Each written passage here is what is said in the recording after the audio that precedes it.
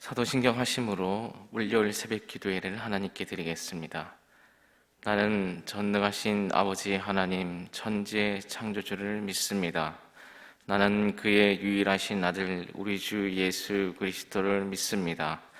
그는 성령으로 잉태되어 동정녀 마리아에게서 나시고 본디오 빌라도에게 고난을 받아 십자가에 못 박혀 죽으시고 장사된 지 사흘 만에 죽은 자 가운데서 다시 살아나셨으며 하늘에 오르시어 전능하신 아버지 하나님 우편에 앉아 계시다가 거기로부터 살아있는 자와 죽은 자를 심판하러 오십니다. 나는 성령을 믿으며 거룩한 공교회와 성도의 규제와 죄를 용서받는 것과 몸의 부활과 영생을 믿습니다. 아멘. 다 함께 찬송가 292장 찬양하시겠습니다. 찬송가 292장입니다.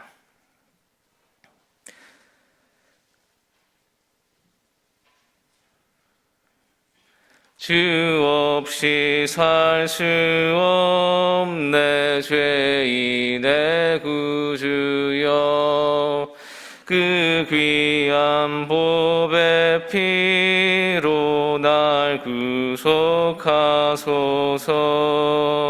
그 주의 사랑으로 흘리신 보혈이 내 소망 나의 위로 내 영광 됩니다. 주 없이 살 수 없네 나 혼자 못 서리.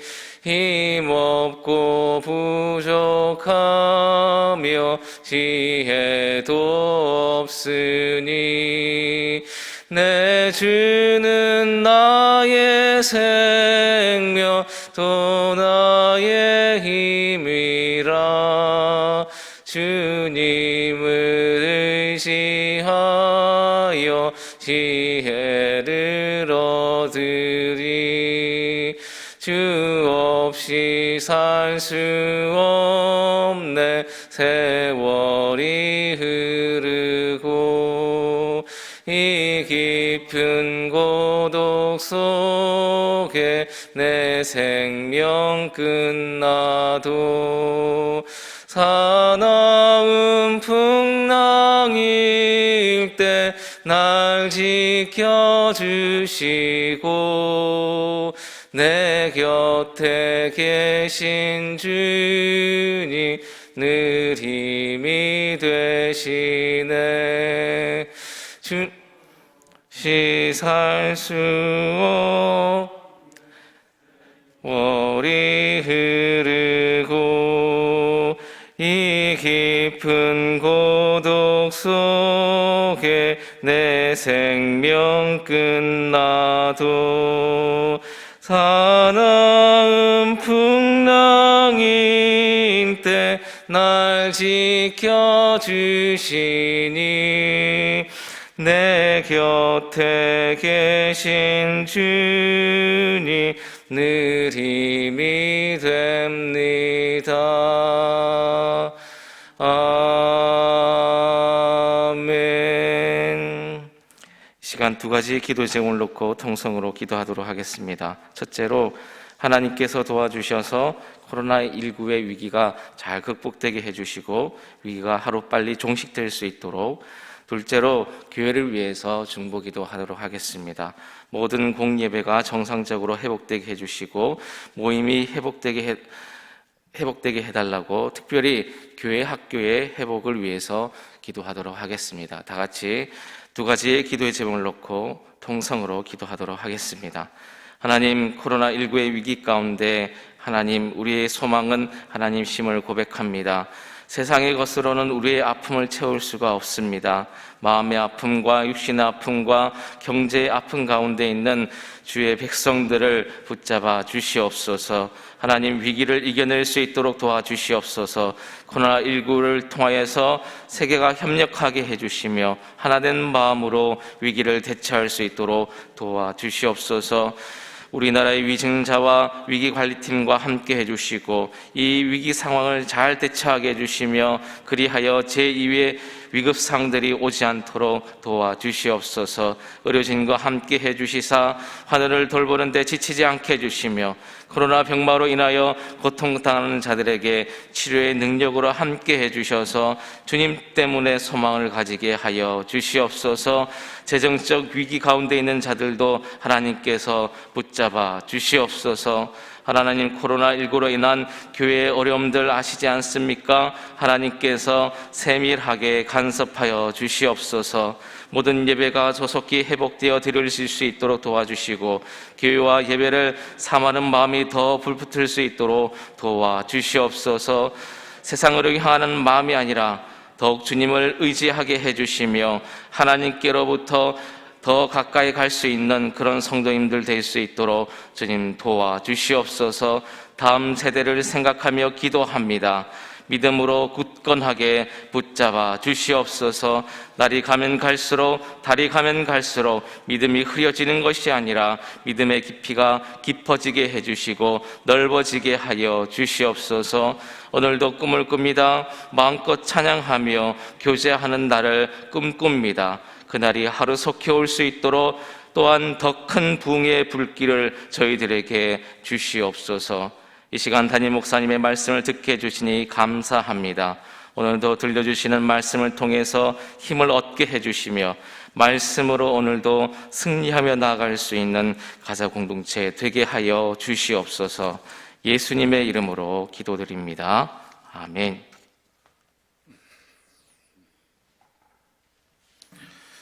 오늘 우리에게 주시는 하나님의 말씀은 예레미야 51장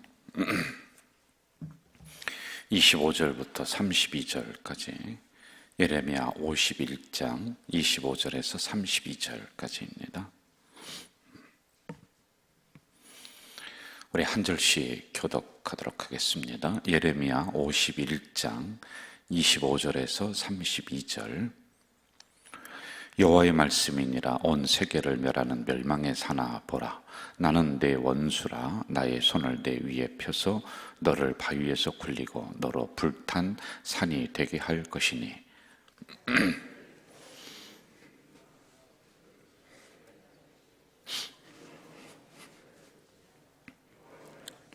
땅에 깃발을 세우며 나라들 가운데에 나팔을 불어서 나라들을 동원시켜 그를 치며 아라락과 민나와 아스그나스 나라를 불러 모아 그를 치며 사모간을 세우고 그를 치되 극성스러운 메뚜기 같이 그 말들을 몰아오게 하라.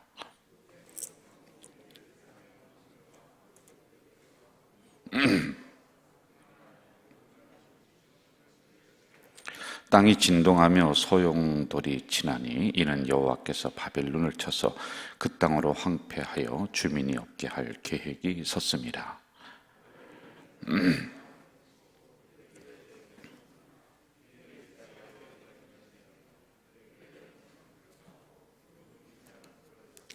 보발꾼은 보발꾼을 맞으려고 달리며 전령은 전령을 맞으려고 달려가 바벨론의 왕에게 전하기를 그 성읍 사방이 함락되었으며 모든 나룰은 빼앗겼으며 갈대밭이 불탔으며 군사들이 겁에 질렸더이다 하리라. 아멘.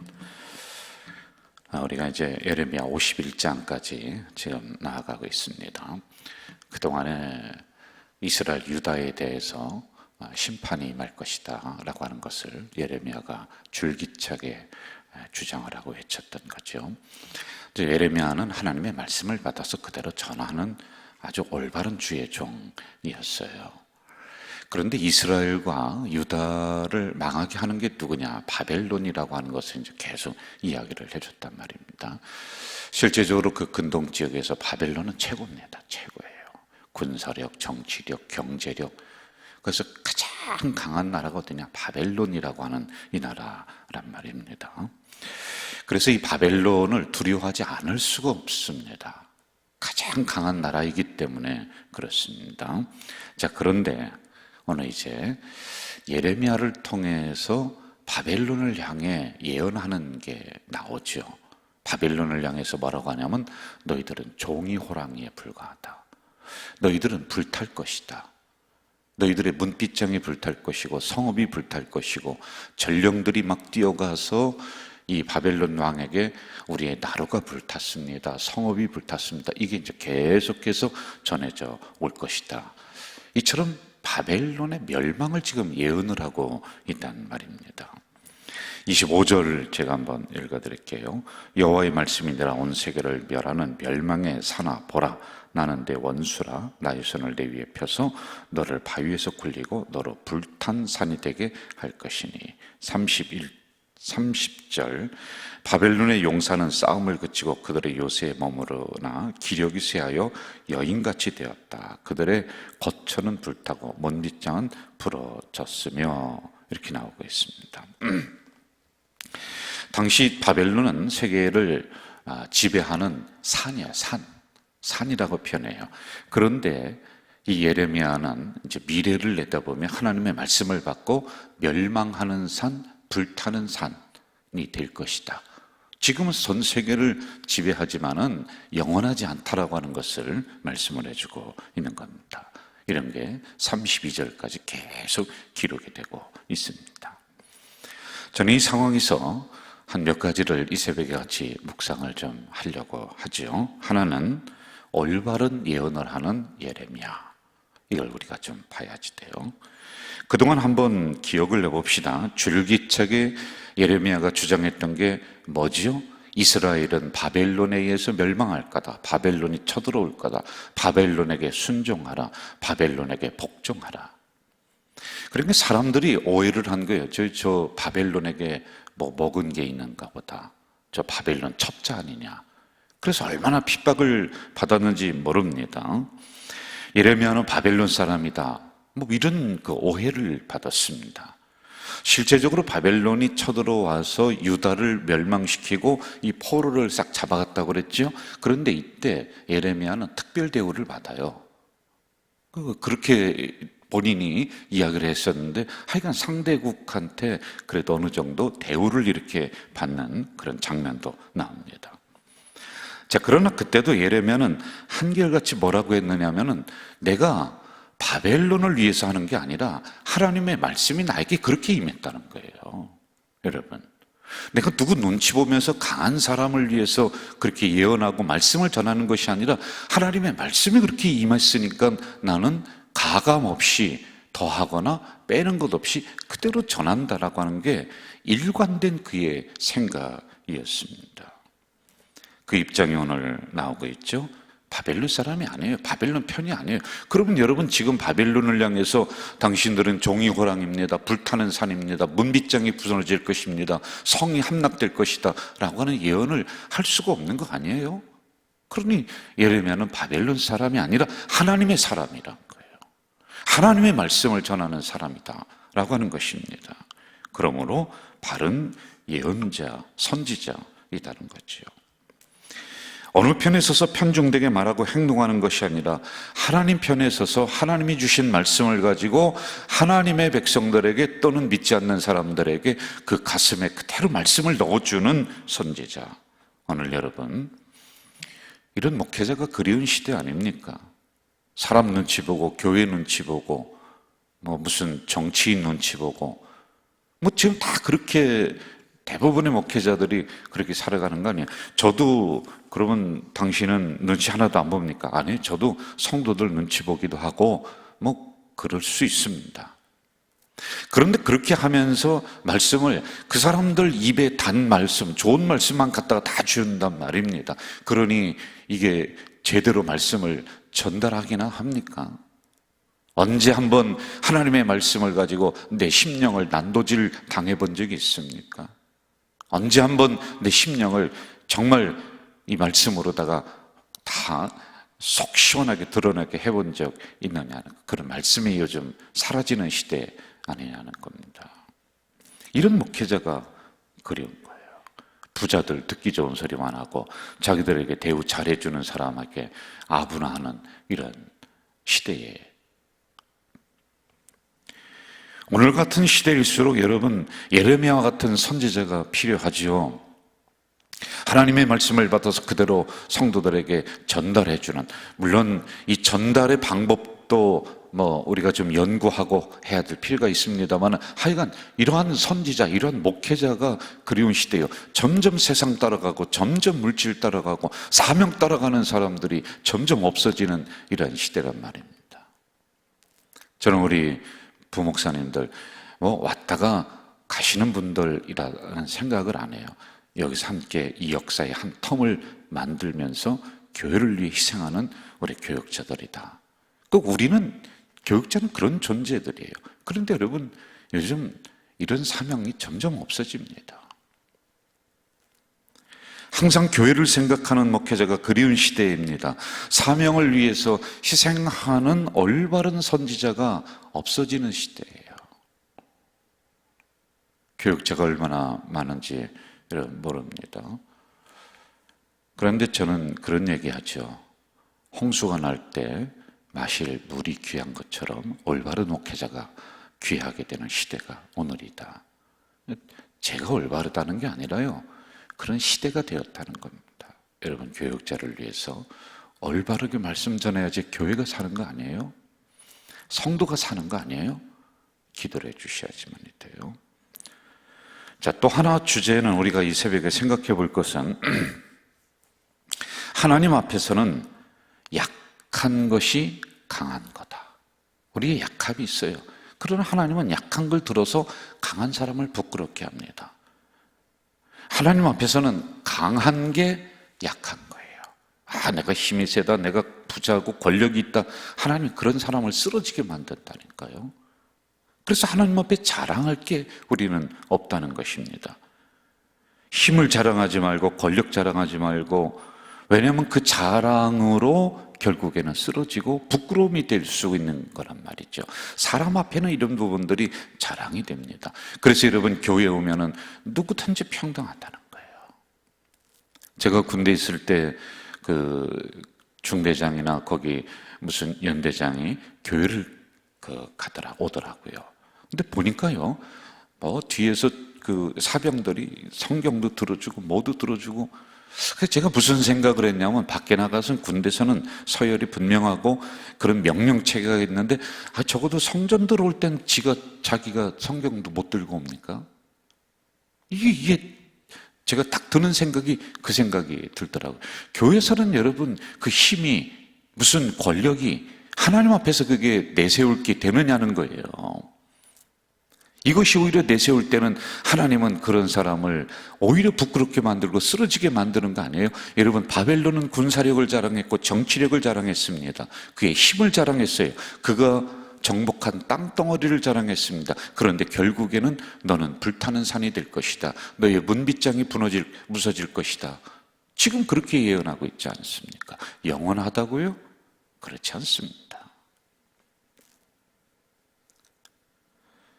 우리의 자랑과 우리의 강함은 무엇입니까? 여러분들에게 있어서요. 세상 것 우리가 절대로 부러워하거나 세상 것 강하게 생각하면서 거기에 주눅들 이유가 하나도 없습니다.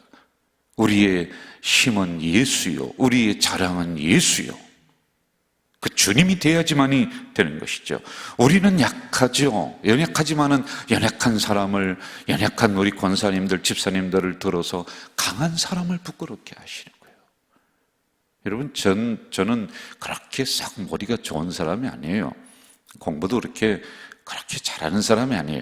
그러나 저는 지식이 별로 없지만은 하나님이 저를 들으셔서 지식이 있다라고 하는 사람들 부끄럽게 만드는 목회자로, 하나님 말씀 전하는 사람으로 세우는 거 아니에요. 우리는 가난합니다. 그런데 어느 날 가난한 우리를 하나님이 들으셔서 부자를 부끄럽게 하시는 거예요. 우리의 약한 것을 들으셔서 강하다고 자랑하는 사람들을 부끄럽게 만드는 거예요. 세상이 어느 때는 강한 것처럼 보여지는 게 사실이에요. 그래서 돈, 권력, 인맥들, 그 앞에서 우리는 아주 초라하게 보일 수도 있습니다. 그렇죠? 그러나 이거 생각하세요. 세상에 있는 모든 것들은 피는 꽃과 같아요. 언젠가는 이 꽃이 시들고 맙니다. 그래서 여러분, 우리는 강함이 예수다, 우리의 자랑은 예수님이다, 이걸 꼭 가지고 나가는 우리 성도들 되시기를 주의 이름으로 축원합니다. 또 하나 우리가 생각해 볼 게 이 새벽에 또 하나 있습니다. 지금 예레미야는 담대한 믿음으로 나가는 사람이에요. 그가 가지고 있는 것은 정말 하나님을 향한 온전한 믿음, 그거 하나예요. 그렇지 않습니까? 저는 한 달 동안 믿음이라고 하는 주제를 가지고 우리가 주일에 계속 말씀을 제가 전했습니다. 겨자씨만한 믿음이 있다 할지라도 이 산을 들어서 명령해서 옮기라면 옮겨질 것이요, 이 작은 믿음이 있으면은 그 어떠한 역사도 일으킬 수 있는 접촉점이 된다는 것입니다. 저는 우리 가족 공동체가 이럴 때일수록 담대한 믿음이 되고 이럴 때일수록 큰 믿음이 되기를 바라는 거예요. 그렇지 않으면은 밀려오는 세상 것들, 그렇지 않으면은 주변에 일어나는 여러 가지 상황들, 이런 것에 우리는 쫓겨갈 수밖에 없습니다. 그러나 예레미야는 바벨론도 두려워하지 않습니다. 유다 왕도 두려워하지 않습니다. 그가 가진 게 뭐가 있어요? 오로지 하나, 나는 하나님을 믿습니다. 이 믿음 하나 가지고 담대하게 걸어나가는 겁니다. 저는 우리 가족 공동체가 이런 담대한 믿음, 그리고 큰 믿음 되시기를 주 이름으로 축원합니다. 오늘도 이러한 말씀을 가지고 가슴속에 가지면서 오늘 하루 승리하는 우리 성도들 되시기를 주 이름으로 축원합니다. 사랑하시는 아버지 하나님, 이 새벽에 종을 깨우셔서 말씀을 허락해 주셨습니다. 주신 말씀을 가슴 깊이 새기게 하시옵소서. 그래서 이 말씀이 나를 살려나가는, 이 말씀을 따라 나가는 오늘 하루 될 수 있도록 주여 인도해 주시옵소서. 예수님의 이름으로 기도하옵나이다. 아멘. 하늘에 계신 우리 아버지, 아버지의 이름을 거룩하게 하시며 아버지의 나라가 오게 하시며 아버지의 뜻이 하늘에서와 같이 땅에서도 이루어지게 하소서. 오늘 우리에게 일용할 양식을 주시고 우리가 우리에게 잘못한 사람을 용서하여 준 것 같이 우리 죄를 용서하여 주시고 우리를 시험에 빠지지 않게 하시고 악에서 구하소서. 나라와 권능과 영광이 영원히 아버지의 것입니다. 아멘.